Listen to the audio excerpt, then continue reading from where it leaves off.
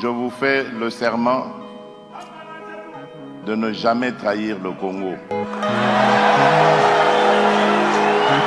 notre population, c'est qu'aujourd'hui, plus que jamais, nous devons garder l'unité entre nous. Les gens ne comprendront pas aujourd'hui ce que je suis en train de dire, mais dans quelques années, ils comprendront. La chance que nous avons aujourd'hui, c'est d'avoir ce président, Félix Tshisekedi. Pourquoi? Parce qu'il est celui qui s'est levé contre le Rwanda, contre Paul Kagame. Ce que vous devez savoir, faire la paix, ce n'est pas une faiblesse. Non, jamais aucun Congolais digne de ces noms laissera M. Kagame arriver au bout, de sa vision. Même si les dominants l'aident, nous sommes 120 millions aujourd'hui. Je voudrais, pour conclure, adresser cette prière à toute la nation congolaise. Les ténèbres ne régneront pas toujours.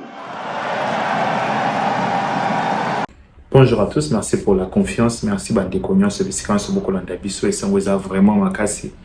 Ya omona ki ba Congolais bozali ebele pour tiki misala na bino, pour tiki ba occupation nyonso bozalaki nango pona kolanda biso. En tout cas, merci mingi. Non, profitez pena pesa merci. Na maman Chantal, merci parce que au monolo koto ça la uchema beaucoup, je ne sais pas comment vous remercier ndengo yoka mela kimbela na biso. Yoka kimbela na biso qu'on demandait vraiment bah assistance à niveau nyonso. Merci. Ata oboyi na bloba façon nous assister biso. Mais nga au moins na eu courage ya couper ça oka merci.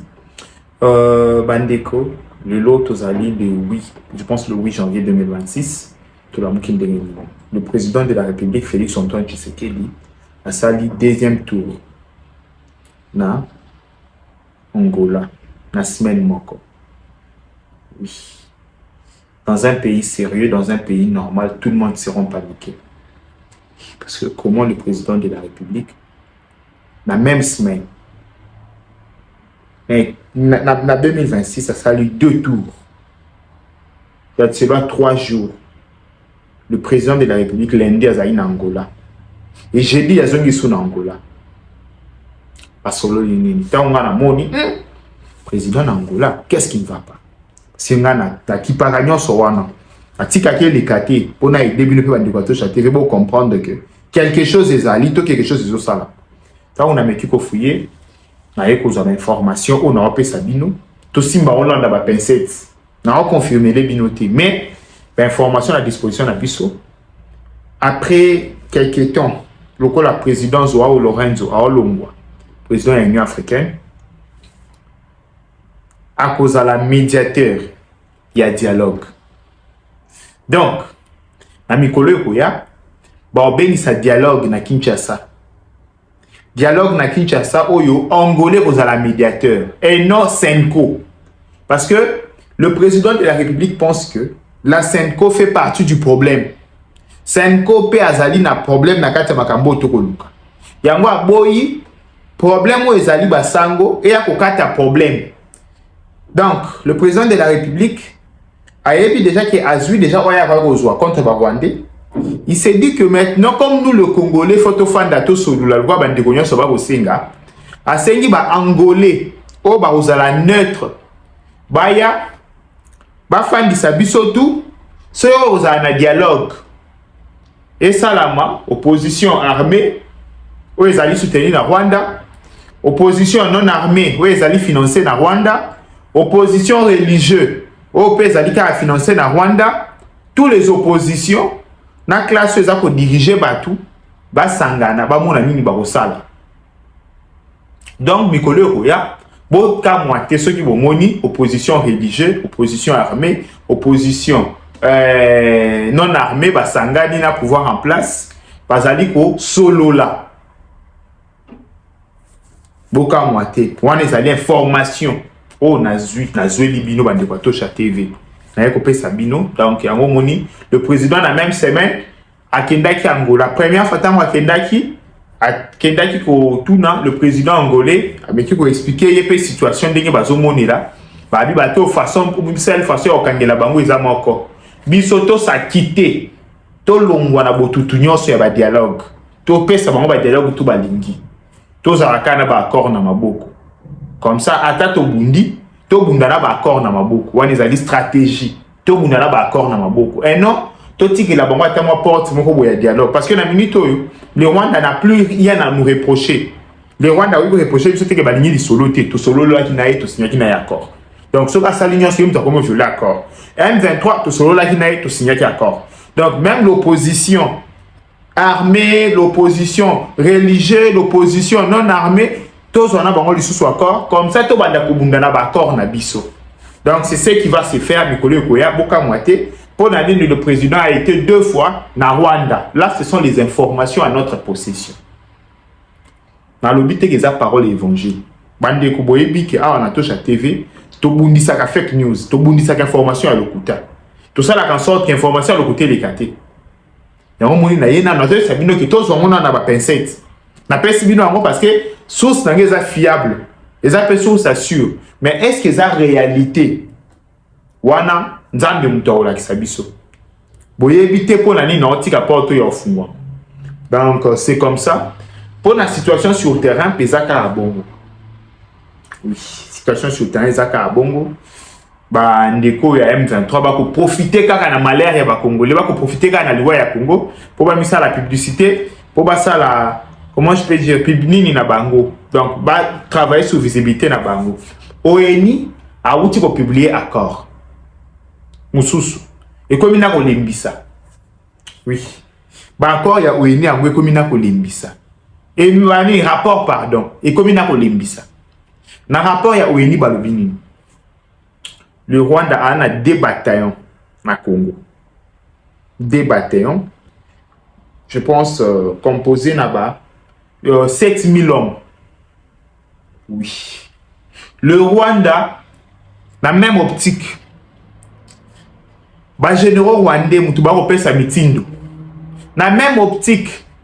Ba la kisindengeni, le Rwanda a kosala comme un système ya kofanda na ba territoire. Kotumba ba archive na ba territoire. Akoma na territoire na bino atumbi ba archive azu a remplacer ba peuple. Donc a comme un grand remplacement. Grand remplacement. Bande ko tokoloba nini? Tout ça tokoloba nini? Boye bisanga. Toloba nini pour ba to ba comprendre que Bitumba eza contre Tshisekedi te. Bitumba ezali contre gouvernement na été. Bitumba eza contre Congo. Mais comment toko ça la tout expliquer ba Congolais, to mobiliser ba Congolais belé te bisa bango ki ndeko nanga. Oko yina na Tshisekedi, eza droit na yo. Oko yina na yo Patrick Muyaya, ezali droit na yo. Oko tiko yina na yo Judith Suminwa, ezali droit na yo. Oko tiko yina na yo pe armée na biso ezali droit na yo. Mais étant Congolais, comprendre que Bitumba o est en place. Et bandi Tshisekedi ata solo comme président non ezate. Muyaya solo comme ministre ezate Bitumba o ese bandi. Batuba o kufa ngana ebi to comment je suis Beni, je suis Goma na 2010. Tshisekedi était qui na 2010. Question. Tshisekedi to finga lelo na 2010 azalaki nani na mboko. Pour vous comprendre que Bitumba oye koleka na lelo na Congo ezali ya Tshisekedi te. Ezali Bitumba contre Congo. Ana pour ça Congolais nyonso acha ya mona mutu na ye a comprendre que Bitumba oye eza contre Congo. Par rapport nyonso ya ONI et kolakisaka yelo Congo. Ezali problème moko bien planifié pendant des années. Donc ezali no mo botique ba la musique bien planifié pendant des années. Ba l'équipe a été offensif. Nous, de notre côté, ok, est-ce que le président Tshisekedi a sa ligne ça? Ça reste à désirer. Mais est-ce qu'il y a ça les locaux? C'est ça le vrai problème. Parce que il y a des gens qui voient peut-être verre à moitié plein, un verre à moitié vide. Nous, on préfère voir ces verres-là à moitié plein pour voir comment remplir ces verres. Mais il y a d'autres personnes qui préfèrent voir ces verres-là à moitié vide. Pour voyez bandeni ba ko renverser même mwandambo eza na kati na se. Bandeko, Congo eza bongo, mon hiver pour na la vérité. So na yana vena ngala c'est une métaphore wana. Ver ndengeza, yana batimsu balobi ver eza na mai ndambu na kati. moto musu alobi te vers wana etondi te ezali vide ndambu na kati siko bati misusu lokola biso toloba moni vers oyo ndenge mai eza katikati biso toluka tobakisa mai musu alobi te sopa mai na vers wana biso pesanga vers ya vide. C'est ce qui se passe au Congo. Bon comprendre que le président de la République a sa ligne sautée, mais a aussi au moins quelque chose. Ça, mettez ça dans vos têtes. Azo sala au moins quelque chose. Parce que ceux qui passent à la qui ont salité, bande ko totikali ba umbo ba wande pour l'éternité. Totikali to za ki da ba umbo na bango. Totikali ba umbo ba wande pour l'éternité. Mais c'est difficile à expliquer, c'est difficile. D'ailleurs, ça va toucher. Tobunda. Parce que ceux qui biso moko ba congolais, tobundi bitumbo te. Mutumoto aussi c'est absolument bitumbo na place na biso. Ceux qui biso ba congolais tozu conscience te, surtout ba jeune. Ceux tozu conscience te que faut tobunda dur. Muto aussi c'est biso mo azate. Pour ça la na confiance. Azate. To bandole la kaka. Tu sais que des koleka, bande koleka moi tu sais que na sa mino dake. Tu sais que diko. Akoleka. Azali passager. Congo erotika. Lokwa Congo erotika. Okolingo tika na Congo ya ndengeni. Ya mombo Rwandais. Celle que se faut me poser question. Tobeti 18 ans à wa. Bandeko, na ko expliquer mino calverte. Nyoso toza na moza conséquence à 18 ans. Seul l'autre on a armé mort beauté conséquent. Conséquence à 18 ans. Surtout on a désorganisation, il y a surtout une conséquence à 18 ans. Beauté la cas à 6 ans, il y a pamba, ce qui s'est fait. Imaginez tout ça qui ont pendant 22 ans. Ande on va sauter. Musala nde bandola kisa. Merci mingi tokuta na balasima. Bye bye, ciao. À travers l'accès à l'électricité, des territoires lointains vivent à nouveau le retour de l'État comme garant du bien-être commun, conformément à la vision du président de la République, chef de l'État, son Excellence Monsieur Félix Antoine Tshisekedi.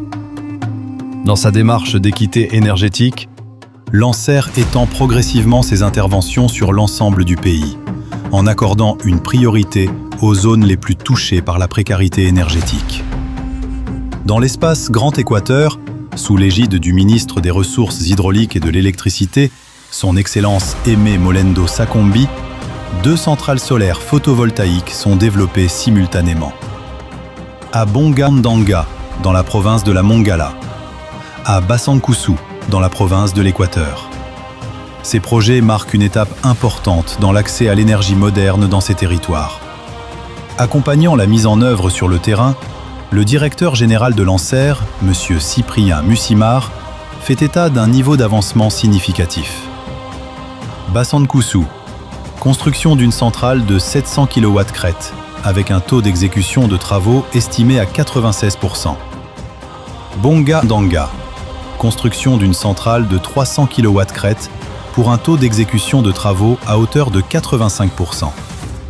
Dans les 2 sites, l'éclairage public est d'ores et déjà opérationnel, apportant une amélioration nette et visible dans le quotidien des habitants. Là où la nuit avait longtemps occulté les rêves des communautés, se lève désormais un jour nouveau. Et là où l'accès à l'électricité est restauré, c'est le retour de l'autorité de l'État qui est rétabli. ANSER, pour un nouveau jour sur la RDC.